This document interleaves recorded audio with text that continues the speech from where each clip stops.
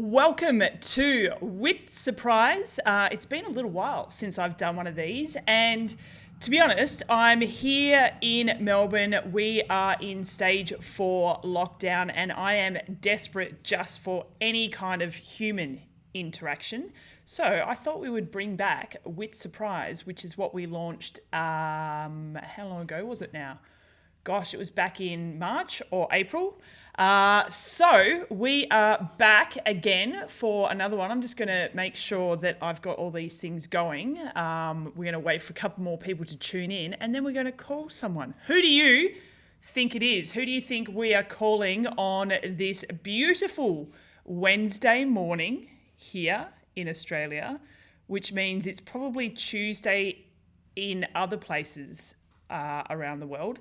So who do you think we are calling by surprise? I did say it's a big name who's had some big news recently. So let's give them a call and find out who it is. Bear with me. We have to do this on Skype. Boop.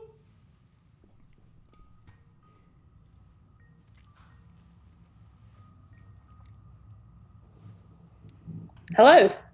Ready! Hi. What a lovely surprise.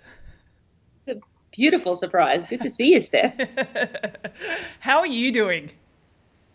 I'm doing great. Yeah, no complaints here. Things are looking up for us in this weird time. Yeah. In what capacity? Why are things looking up? What news have you got for us, Rinny? Well, I recently signed a deal with Aquasphere, which is pretty awesome. Yeah. But we also are going to have a baby. Number 2. Number 2. So little Izzy's going to be a big sister. Yeah. And yeah, actually the due date is New Year's Eve.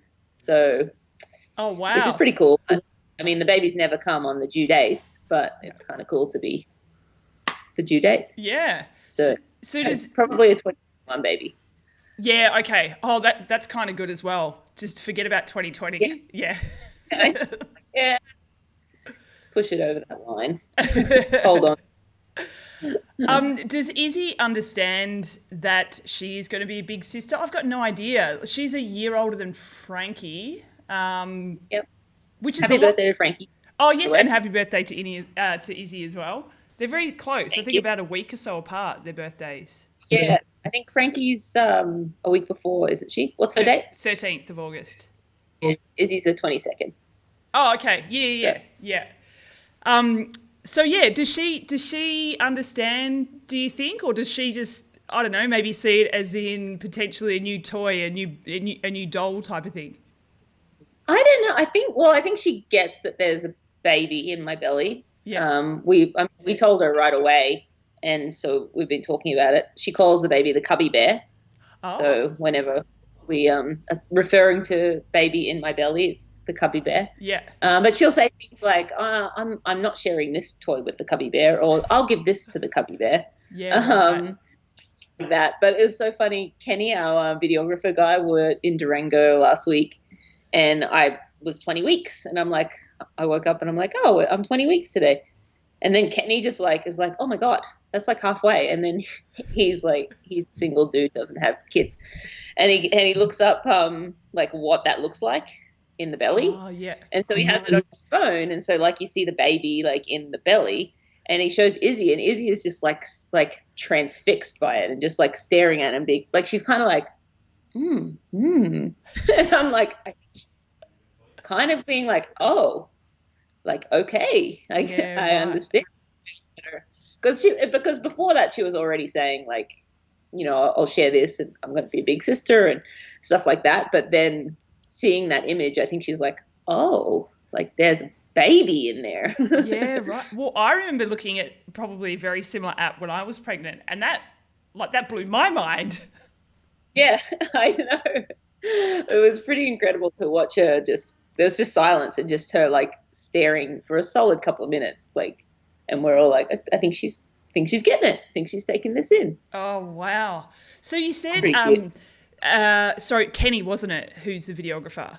So Yep. I'm fascinated because you're now at about just over 20 weeks, right? Yeah, I'm 22 on Thursday, so yeah. It, it's next to impossible to hide it when you're at that far along, and you have a videographer. You're very active on social media through the Tim and Rinny and Izzy show. How, like, what did you put in place to try and hide it from people? And also, I mean, I know the answer, but why do you wait so long to tell people? Well, I think, well, to answer your first question, a lot of my more recent posts, or even the Tim and Rinny show, probably the last 7 weeks, I've been quite absent. It's been more like the Tim show, and Kenny has had to get pretty creative. So some of the photos or shots we've had have been drone shots, or certainly in the last weeks. But I did do an athletic greens challenge a couple of weeks ago, and it's like I look pretty heavy, but I think I could almost get away with like I just got fat.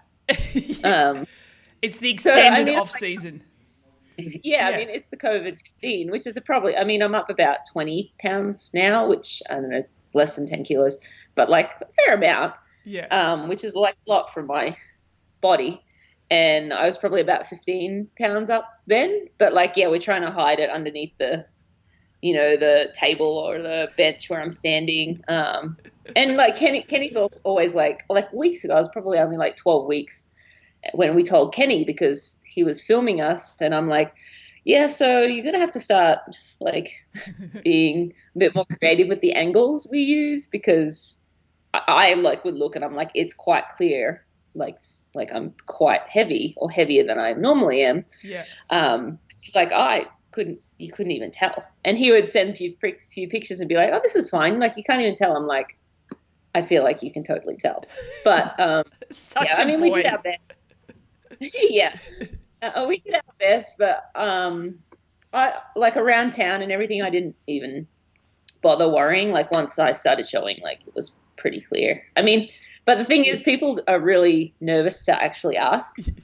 Uh, Bella Luxford actually sent me a really funny meme, like when she was pregnant, and it was basically saying the only appropriate time to ask a woman if she's pregnant is when she's actually holding the baby in her arms. Yeah. It's so true. Yeah, like you do not want to get that wrong. Like that is the world's most awkward situation. Just, oh no, I'm just fat. Like, and I Thanks. actually want to say to some people, no, I'm actually just fat. I've just been chowing down in COVID season. But yeah, I mean, like I think people in my squad, we told, around 10 weeks. The younger guys we didn't mention, and that it's just not on their radar. So Justin Metzler actually only realized when I was like 15 weeks or 14 weeks pregnant, we were doing like a hill run session, and I was like going backwards, like barely getting up the hill. And he was like, oh, like that's weird. She's running quite slow. I think Joe noticed, he's like, what's wrong with Rennie swimming? And Ah. she went, don't worry, but she'll get back. She's just had some time out of the water.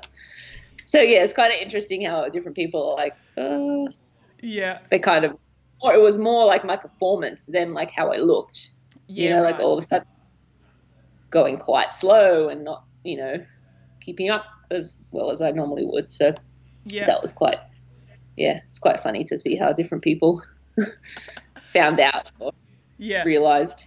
And that's the thing, you are so under the mic. Like, social media is fantastic, and you're super open and allowing, I guess, the world into literally into your living room through the YouTube channel.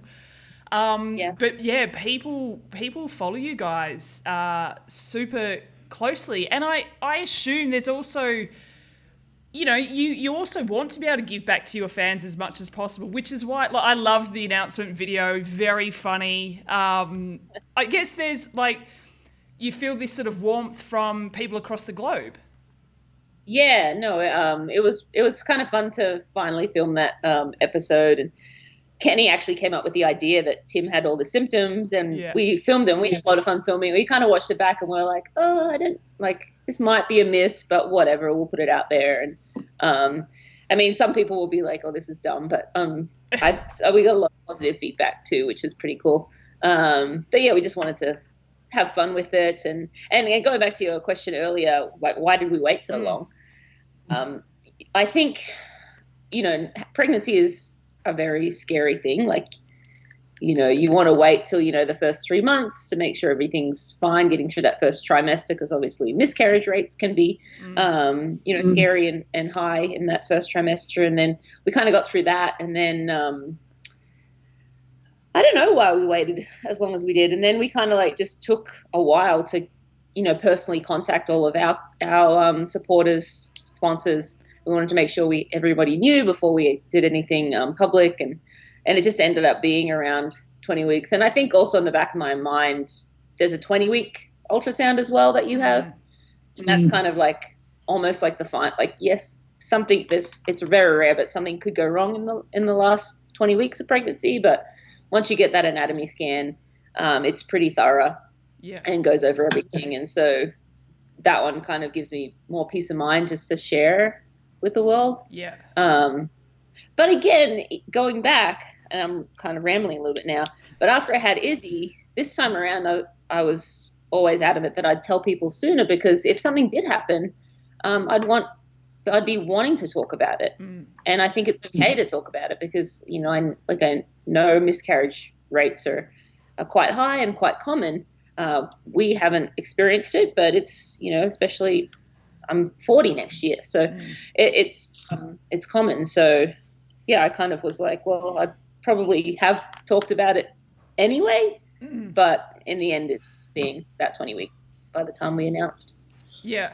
And you and I think we discussed this on when we did the mothers group with MBK and Joycey as well, in terms of, yes, there's the personal side of things, and the very personal side in terms of potential miscarriages and dealing with the emotional trauma of that. But the sponsors side of things I find that super fascinating. And I assume that every pro athlete is different. Every sponsor is different as well in how they work with athletes. And it's a real conscious business decision, I would assume, as well, in terms of when you tell them, how you tell them, and I guess also going to them with other ideas. Like, how can you represent those brands when you're not racing? Absolutely, yeah. And I think, I've been really fortunate in that all of my sponsors through Izzy's pregnancy and now through this pregnancy have been super supportive. Some sponsors have clauses where, if you're pregnant or if you're not racing, then they reduce your salary a little bit. But a lot of my sponsors, paid me in full through Izzy. Obviously, this timing now, a lot of sponsors are cutting back, due to COVID. So that had already kind of happened. And but yeah, like across the board, all of my sponsors have certainly seemed very excited for us. And honestly, like the timing could not have been better. We, basically decided as soon as St. George was postponed and then cancelled, Texas right around then, we just kind of looked at each other and said, like, what, like, why would we wait? We should just start trying. We don't know, you don't know how long it's going to take. Fortunately, it was pretty quick for us. And so like 2 weeks later, we're like, okay, well, we're pregnant now. So I guess we were doing this. And then, but throughout the year, initially it looked like maybe we'd have late season races, and now it pretty much looks like there's not going to be any racing, so certainly in North America, for the rest of the year. So like there is no better way for me to have been spending my time right now. And then the other thing, which was, well, actually I did get invitation to February Kona, which without qualifying. So they sent me an invitation, and then obviously I had to decline that because I would have been like 6 weeks post baby. And then only maybe a month ago, they basically extended that invitation for 2021. So yeah, I mean, that was definitely good news when we went to my sponsors to be like, okay, I am having a baby, but I'm qualified for Kona in October. I don't have to do a qualifier. So that's kind of also very positive news for them. Having a baby and then trying to qualify and do Kona, I basically wouldn't have been able to do it, I don't think. it would have been out of Kona 2021. I Yeah. mean, best if you would have been able to do it, and Kessler would have, because they're like amazing. They came back so quick and so strong. But no, I don't think I would have been able to get a qualifier in and then Kona in that amount of time. Yeah, so So well, yeah, it's almost ended up being perfect timing in a pretty sort of shitty world situation for you. yeah, it really has. And we just count our lucky stars, and but hopefully, we're hoping that we do have a season next year. First and foremost, you know, that is obviously very important, not only for us but for the whole triathlon world. Yeah. For things to get back on track for all the professional athletes and the amateurs to be able to get back out there and compete. So yeah, that's hopefully things go ahead and we're back racing next year. And with the timing of this baby, it looks like I won't have missed a thing. Yeah, yeah, far out. I reckon we'll see. I don't know. I've got a feeling we'll see some other pregnancies pop up. Yeah, I think from the I'm hoping COVID. so.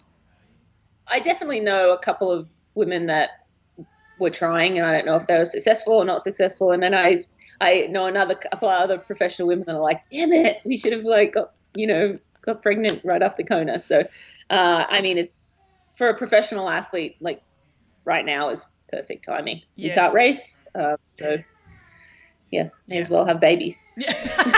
What else is there to do? Yeah, what else is there in life? Um, Triathlon. Yeah, yeah. I want to go back to just the sponsorship thing because I'm, and sorry to bring it up again, but I'm just super fascinated in it, and I also think it's really interesting that I can't remember when you announced. Say 2 days ago, you announced that you're having your second baby, and then two days later, you announced a new sponsor in a time of COVID. Like we're just not really seeing new sponsors or partnerships popping up at the moment.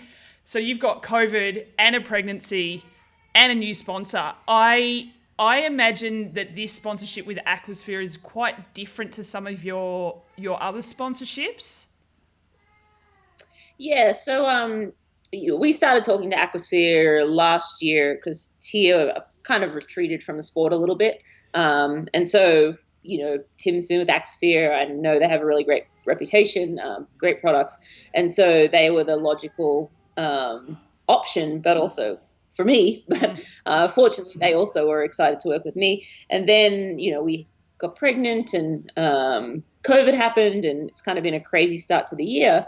But I think when they decided to work with me, in addition to Tim, it was more about family. And obviously, the performance side is there, and the fact that I race at the top level of triathlon as well. But having like Isabel as well, it kind of was. It's almost like a family deal now, and Okay. adding another baby to that picture, it just more it'll shift for now for me, focusing on like the lifestyle and family, and you have a lot of like kids products um, and things that we can promote through that avenue. And especially right now, there's no racing, so it's really hard to promote performance. And so they've kind of pivoted their marketing to suit what is going on in our lives, which is really intelligent marketing, but Agreed. also, yeah, but I mean, so it's super relevant. So yeah, I'm pretty excited that they were still excited when I was like, well, I'm actually going to have a baby, to sign that deal and get it done. And yeah, I mean, I think, rewind 10 or 15 years and female professional athletes were in a really tough position. And obviously a lot of that information has come out over the past couple of years. And so those women who have spoken out, Cara Goucher, Alison Felix, I won't name many more because I'll mess it up. But having these women come out and speak up has really been productive for professional athletes moving forward, and for marketing people in their marketing positions to think, okay, well, we can actually pivot here and use this to our favor. And as we know, more often than not, women come back stronger than ever. So to support an athlete through a pregnancy, I think it's even more positive than supporting an athlete through an injury. Yep. coming through a pregnancy. You're a superhuman on the other side, coming through an injury. You just, I guess, you still could be pretty superhuman, but it's a different kind of reach to the sport. It definitely. I feel. I agree. I think it's changing the marketing outlook. I still think we've got a long way to go. But I feel like there's such a missed opportunity in terms of working with, and not just mums, but families, looking at that family side of things, because they're the market that that brands need to be hitting. Absolutely, yeah. I think sponsoring an athlete that is a phenomenal world killer is great, Oh, and definitely. people will look up to that athlete every day of the week. But then if you humanize them by showing them their personal side and dealing with family and juggling baby and all that, I think that just becomes more real to the consumer. And I think people, sponsors or people in the marketing world are starting to realize this and catch on and figure out how to pivot their marketing strategies to work around the athletes. And I think it's going to be really positive. Yep, definitely. And I want to reiterate that as well, is that it's not to say that people who are the best in the world, who are killing it at their sport, aren't marketable, because clearly they are. Absolutely. But every athlete's different. So find out what that unique sort of set of skills, it's very Liam Neeson, isn't it? A unique set of skills. That's his little speech on Taken. Anyway, I've been watching too many movies at home. So, and it's like anything, you got to find your target market, work with the athletes, and that's what I always find fascinating is finding athletes and brands who can connect with each other and work with each other, as opposed to just having a roster of athletes who are just there because they are top 10 in the world. It's about really connecting with that athlete and their story. Yeah, exactly. I think humanizing the athletes. Yep. Telling each individual story. I think that's a really great way to connect with any audience. And as you said, like you'll hit different people. So like having two babies now, I don't know if I'll hit many more people than already being amazing, but I would think juggling two now will be a whole new ball game. I don't know if I'm ready for it, but I better be. Yeah. So yeah, like just humanizing professional athletes, and I think that story really plays well. Definitely. Have you got a few more minutes? We've got a couple of questions that have come in. Is that okay? For sure. Yeah, you don't need to pee or go eat some. I call them I gherkins. peed, right. Gherkins. Yeah, they're called Well, we call them pickles and gherkins in Australia. Yeah, okay. Yeah. I don't eat them ever before pregnancy or during pregnancy. Yeah? I eat year round, like pregnancy or not. I'm a fan. Actually, I wanted to ask, in the video that you did to announce it, Tim went through all the signs of being pregnant, but then was he eating a gherkin with ice cream or something or other? There was No, he had chicken nuggets, and then that's right. he put it was maple syrup with maple syrup. Is that something that you have eaten, or okay? How did he go with that? He was like, it's actually pretty good, sweet and salty. But he's a sweet and salty kind of guy. Like, yeah, he likes like stuff like that. So yeah, he would probably maybe do that. I mean, he's like the tomato sauce is better. Yeah, okay. But he didn't mind the maple syrup. He didn't mind eating that. Oh my God, it's disgusting. Yeah. Okay, Dan has said, what will you miss most about not being in Kona this year that's non-triathlon related? The thing I love about being in Kona every year is bringing the community together, seeing, your professional triathlete friends from around the world, but also the media that I've been racing there for over a decade. Steph, shout out. But yeah, like it's kind of a nice like catch up time. Obviously there's a lot of stress that surrounds the race, and that in a weird way, I think I will miss. like the excitement and the energy that builds in race week. And but I think more than anything, yeah, like my family come out. My mum's there every year, and usually, I wouldn't have seen her since, I will have left Australia in March. So Yeah. seeing mum and yeah, it's my manager. I don't really get to see Shannon or Wendy that much in the year, and hanging out with them and seeing them.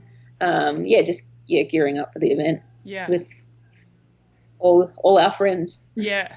I've got to say, you are one of the best athletes, and obviously I know you reasonably well, but you're one of the best athletes to deal with in Kona. I think you're probably one of the most wanted athletes on the island, and I don't know how you do it, but somehow you manage to do everything, be everything to everyone.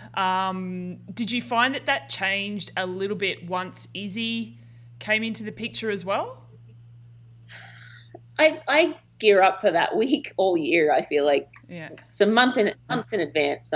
Shannon puts together a schedule, and we figure out what appearances must be done for sponsors, and then we kind of slot the media around that with what makes sense.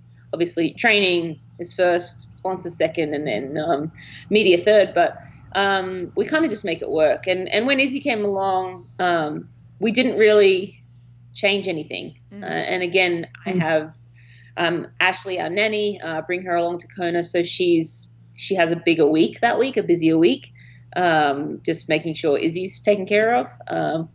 But yeah, I try to make sure I fulfill all of my obligations on race week within reason. Yeah. And yeah, I think I deal with it well, because the first year I ever went to Kona in '09, I was busy, Yeah, and I true. think that was like my introduction. I didn't like fly under the radar into Kona. It was like, you got to try and beat Chrissy. And I'm like, oh, okay. I've never done an Ironman. Um, so even that first year I had to do the press conference, and I felt like, I was like, whoa, this is Kona. And so it's just normal for me. I don't know it any other way. Yeah, okay, that's interesting. Ooh, I like that. Okay, Courtney has said, do you think following through, so I'm reading this as it's just popped up. No Um, worries. do you think having the following through Tim and Rinny show will help keep your sponsors during your pregnancy, which we've kind of touched on, but do you want to answer that one again? Yeah, so we introduced the Tim and Rooney show with Talbot Cox. We're on our third season, so almost 3 total years now. And we did that for that very reason, to give our sponsors another way to showcase their brands more authentically. And so showcasing our lives, products we use day to day. And that was kind of just an added bonus for being a partner of Tim or Rinny. And yeah, I hope, or I believe that I feel like they all enjoy the show, and they're glad that we are doing it. And so it's hard to say whether they're sponsoring us or that's a factor when they talk about whether they're going to continue sponsoring us or not continue sponsoring us, because we don't really know. But I think you try to over deliver, or deliver as best as you can as a professional athlete. Obviously, the most important thing is to race well and to perform well. And you do nothing else and win the world championships, you'll get lots of great sponsors. But, now I'm obviously taking a year out, not racing. This has been invaluable to have another way to showcase our sponsors, which I think a lot of other athletes are realizing that this is something that we can offer. It's sometimes hard to justify the cost, Yeah. but I think overall it's worth it, and I think it's been worth it for us. Yeah. And I think as well, it's not just for right now. This is something that can lead on to other things, post retirement or what have you. I don't think it's just put a video out there, get a response, and it's over. It's going to build momentum over time. And yeah, I think it's a long term approach to your profile almost. Yeah, absolutely. And we're definitely seeing that. But not only that, on a less professional note, it's just been really cool to have those home videos. And we can look back on season 1 when Izzy was just a little baby. Yep. And it's kind of cool to have someone capture that stuff too. So I think we will treasure them long past anyone remembers our names. Yeah, definitely. Yeah, couldn't agree more. I wish Brett knew how to operate a camera so I could have more photos with me in it. But currently, Yeah. Frankie and Bretty have got heaps of photos together. Yeah. Alison has just said, thanks for making the time for the age groupers at races as well. She met you in Victoria and Coeur d'Alene last year, and you and Tim were so gracious as everyone ogled over you both being there. Yeah, I mean, I love connecting with people. And sometimes, like right prior to a race, I don't love it. And that does happen sometimes. And a couple of people might have gotten my not so friendly side or my let's wait till after the race side. But generally, most people are very conscious of the fact that we're professionals and we need to race. I think some people get caught in the moment and they're like, oh, I want a photo with you. I don't know if I'm ever going to see you again after the race. Let's do it right now. And that's something that I struggle with. And certainly sometimes when I'm in that race focus, I've definitely said, I remember one time it was actually the day before the race. I was in Mexico by myself trying to figure out how to get into this transition area. It's super hot. And I was walking around the outside and I had to go, they're like, no, you have to go all the way over there. And it was like a 10-minute walk to get over there, which is not really a big deal, but high stress the day before, afternoon before a race. And then a couple of age groupers saw me and were like, oh my God, Rinny, you have to take a photo with me. And I'm like, I don't have to do anything. I kept walking and I'm like, oh, I'm such a bitch. But it was just like in that moment, I was just like, I had anger because I just need to get this bike put in. And a lot of the time when you're doing these things in the heat, you get stopped a lot. Like it takes 10-minute drop off the bike takes an hour because you stop and chat to people and get photos. And so obviously this person didn't, was caught in the moment and like, it's the day before the race. Hey, like, can I get a photo with you? And I did take a photo with them in the end because I immediately regretted what I'd said and realized I was being not very friendly. That's one that I kind of just like laugh at because it's a rare moment that you catch me like angry. Yeah, I bet. I want to. So from a media point of view, and because I'm quite close to a lot of the professional women, I want to give everyone hugs race morning. But I'm so conscious that so many people are in the zone. So quite often I'll just stand back and I actually won't really say very much at all. What would you prefer me to do? Race morning, probably stand off. Honestly, some people want a hug. Yeah. Like sometimes you're like, I see someone I know, like, because a lot of the time us professionals, it's not like we make tons of money. We don't have a big entourage. And yes, I kind of do now because I kind of have to. Yeah. But many, many races I've gone to by myself, don't really know anyone, especially early on in my career. And you see someone, even in the media that you're like, oh, like, hey, I love friendly face, give me a hug. But yeah, I think it depends on the race for sure. Yeah. As well, like if it's before Kona, I don't want to talk to you.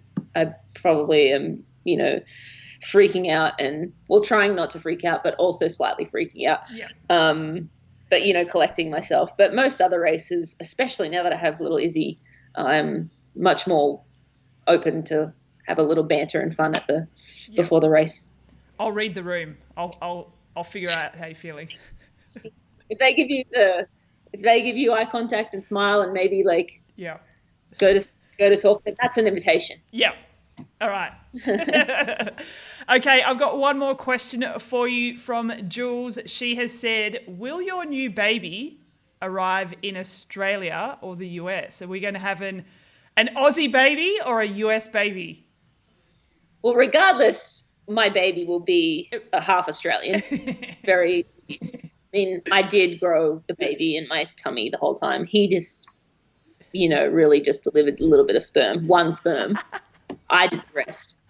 And so I feel like the babies are more Australian than American. But we can't even go to Australia right now.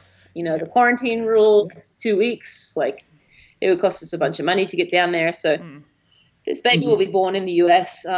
We don't have plans to go back to Australia anytime soon, until quarantine craziness is lifted. And actually, I don't know for sure, but I don't think Tim would be able to come to Australia. He doesn't have Australian residency or citizenship. And I haven't sorted Izzy's out yet either, so there's no way I'm leaving the two of them behind. So it'll be an American baby. Yeah. Well, American born. Yes. But very Australian. Australian on the inside. That's right. Do you notice, just quickly with Izzy, any specific Americanisms that make you just go, no, you're Australian? No. And actually, people comment that she has an Australian accent. Yes. And I'm like, yes. So, I mean, I bet as soon as she gets, to preschool and around peers, that will change. But yeah, I've had many, like anyone that meets Izzy is like, oh, she sounds like she has an Australian accent. And so I think it's more the words. So saying like gas station or servo, like it's more like having those Australian words that are not really used here in the US. Yeah, sure. I think that is kind of the way to keep the Aussie in her. I like it. But also we hope to travel to Australia at least once a year for as long as we can. And at some point we'd love to spend a couple of years in Australia and put Izzy in school and whoever the next little person is going to be out there for a couple of years. That's kind of our goal at some point in our lives. Yep. I like it. Well, Rinny, I know you're a very busy lady. Congrats once again on the fantastic news. And I hope that you're coping okay with the pregnancy. It can't be too bad you went back for it again, right? Well, I think you have amnesia from the first one. Because I was like week 14, like, this is so hard to run, can't breathe. And Tim's like, you were like this last time. I'm like, I don't think so. It feels harder this time. So, yeah, I'm doing okay. I know people have had much worse. It is all relative, though. It is absolutely all relative. Well, you take care of yourself. Give the family a hug from us, and I hope to see you somewhere in the world, wherever we can see each other, sooner rather than later. Somewhere else in the world. Yeah, and same to you, hugs to Brady and Frankie. Thank you. And I know you've got a couple more weeks left of lockdown, so sending strength. You can do it. You're going to make it. I'm going crazy, but this helps. Thank you. Thank you for allowing me just to talk to someone else other than my husband. No worries. Anytime it gets too hard, you just call me up on Skype. We'll have a good old chat. And I'll drink more because I know that you can't. So I will do that. I will drink more Reds. Oh, good. I appreciate that. That's very nice of you. I'm a good friend. Yes. Take care, Rinny. We will chat to you soon. Sounds good. Thank you. See ya.